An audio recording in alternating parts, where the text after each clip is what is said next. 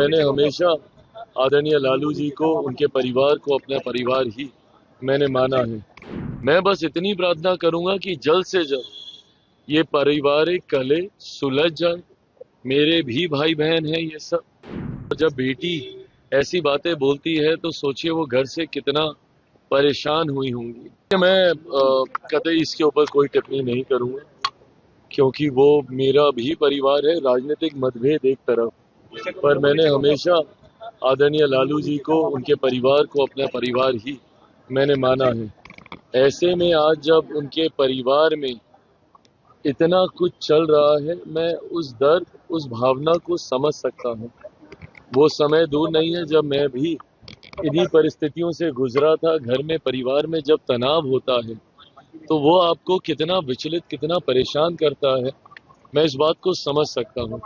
और खास तौर पर उम्र के इस दौर में जिसमें आदरणीय लालू जी हैं, स्वास्थ्य के इस पड़ाव में जिसमें वो हैं, ऐसे में पारिवारिक कलह स्वाभाविक है, उनको काफी परेशान, विचलित करता होगा। मैं बस इतनी प्रार्थना करूंगा कि जल्द से जल्द ये पारिवारिक कलह सुलझ जाए।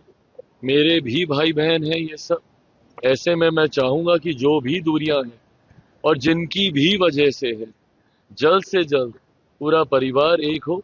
राजनीतिक मतभेद हम लोग के हैं, वो राजनीतिक मंच पे हम लोग लड़ाई लड़ते रहेंगे, बट परिवार एक जल्दी हो जाए, ये मैं जरूर प्रार्थना करूंगा। सर और कहा है कि कोई भी बेटी जो है अब अपने माता पिता के लिए ना करे, तो बेटा आगे आकर के बेटा करे, बेटियों को कोई मान सम्मान। देखिए, मैं उनका दुख मैं समझ सकता हूँ, और जब बेटी ऐसी बातें बोलती है तो सोचिए वो घर से कितना परेशान हुई होंगी। ऐसे में उनकी भावनाओं के साथ मैं पूरी तरीके से हूँ। एक भाई होने के नाते मैं भी उनकी भावना के साथ हूँ, और मैं कतई इस बात को नहीं मानता कि शादी के बाद ससुराल ही बेटी का घर सब कुछ हो। नहीं भाई, जिस परिवार में वो पली बड़ी जन्मी है, वो घर भी उनका उतना ही है जितना उस घर के लड़कों का है। मैं कतई इस रूढ़िवादी सोच का मैं समर्थन नहीं करता कि शादी के बाद बेटियां पराई हो जाती हैं। बेटियों का मायका भी उनका उतना ही है जितना उस घर में बेटों का है, और उनका ससुराल भी उनका उतना ही परिवार है जितना उस ससुराल के बेटों का है। ऐसे में कल जब उन्होंने, आज जब ये सारी बातें उन्होंने कही और जो अपील उन्होंने बाकी बेटियों से की, मैं उस दर्द को मैं समझ रहा हूँ। इसीलिए मैं प्रार्थना करता हूँ कि जल्द सब ठीक हो।